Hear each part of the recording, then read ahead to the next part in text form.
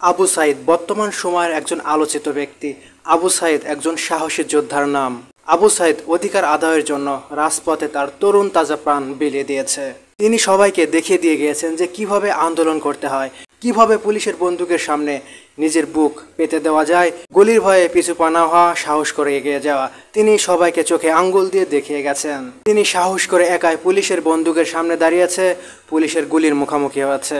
Police Abu সাইদকে গুলি করেছে, আবু সাইদ তাও সাহস নিয়ে শক্তি নিয়ে দাঁড়িয়েছিল, কিন্তু পরের আর পারেনি। বর্তমান সময় আবু সাইদ ভাই আমাদের মধ্যে নেই। আবু সাইদ ভাইয়ের পরিবারকে সরকার কিভাবে সাহায্য করলো বা সরকার কত টাকা দিল, এই বিষয়ে আজকের ভিডিওতে আমরা একটু জানার চেষ্টা করব। বর্তমান সময়ের কোঠা আন্দোলনে গত সপ্তাহে মারা গেছে রংপুরের আবু সাইদ। আবু সাইদের মৃত্যুতে তার পরিবার এখন অসহায় হয়ে গেছে। আবু সাইদ ছিল তার পরিবারের বড় সন্তান এবং সংসারের একমাত্র উপার্জনকারী। আবু সাইদের মৃত্যুর ঘটনাটি সোশ্যাল মিডিয়ায় বেশ ভাইরাল, তো যার কারণে সবাই জেনেছে, তার মৃত্যুতে সবাই শোকাহত হয়েছে। আবু সাইদ নিহত হওয়ার ঘটনায় বেগম রোকেয়া বিশ্ববিদ্যালয়, অর্থাৎ যে বিশ্ববিদ্যালয়ে আবু সাইদ পড়াশোনা করত, সেই বিশ্ববিদ্যালয়ের প্রশাসনের পক্ষ থেকে, অর্থাৎ সরকারের পক্ষ থেকে আবু সাইদের পরিবারকে নগদ 7.5 লাখ টাকার চেক প্রদান করা হয়েছে এবং তাদেরকে আশ্বস্ত করা হয়েছে যে তাদের পরিবার থেকে একজনকে বেগম রোকেয়া বিশ্ববিদ্যালয়ে চাকরির ব্যবস্থা করা হবে।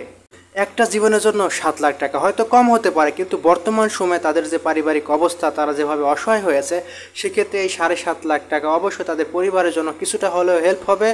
এবারের কোঠা আন্দোলনে আবু সাইদ মারা গেছে, পাশাপাশি আরও দেশের বিভিন্ন জেলা শহরের অনেক ছেলেরাই মারা গেছে। সেক্ষেত্রে আবু সাইদের ঘটনাটি শুধুমাত্র ভাইরাল হয়েছে, যার কারণে সবার নজরে এসেছে। কিন্তু আরও যে আমার অসংখ্য ভাইয়েরা মারা গেছে, তাদের বিষয়টা কিন্তু ওইভাবে ভাইরাল হয়নি বা মানুষের আলোচনায় আসেনি, মানুষ এগুলো দেখেনি। আবু সাইদের পরিবারকে যেভাবে হেল্প করা হয়েছে, আমরা চাই আমাদের দেশে আরও যেসব ভাইরা এই কোঠা আন্দোলনে মারা গিয়েছে, তাদের পরিবারকেও যেন ঠিক এভাবে সাহায্য করা হয়। সেসব পরিবারকে যদি এভাবে সহায়তা করা হয়, তাহলে অবশ্যই তারা এখান থেকে একটু হলেও উপকৃত হবে।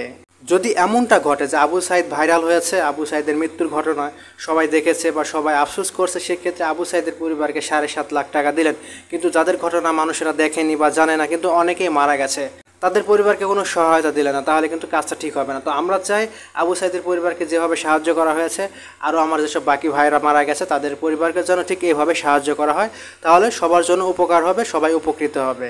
প্রিয় বন্ধুরা, এই ঘটনায় আপনাদের মতামত কি, বা আপনাদের কি মনে হচ্ছে? আবু সাইদের পরিবারকে যেভাবে সাহায্য করা হয়েছে, বাকি সবার পরিবারকেও যেন এইভাবে সাহায্য করা হয়। তো এই বিষয়ে আপনাদের মতামত কি? অবশ্যই আপনাদের ব্যক্তিগত মতামত কমেন্টের মাধ্যমে জানাবেন সবাই।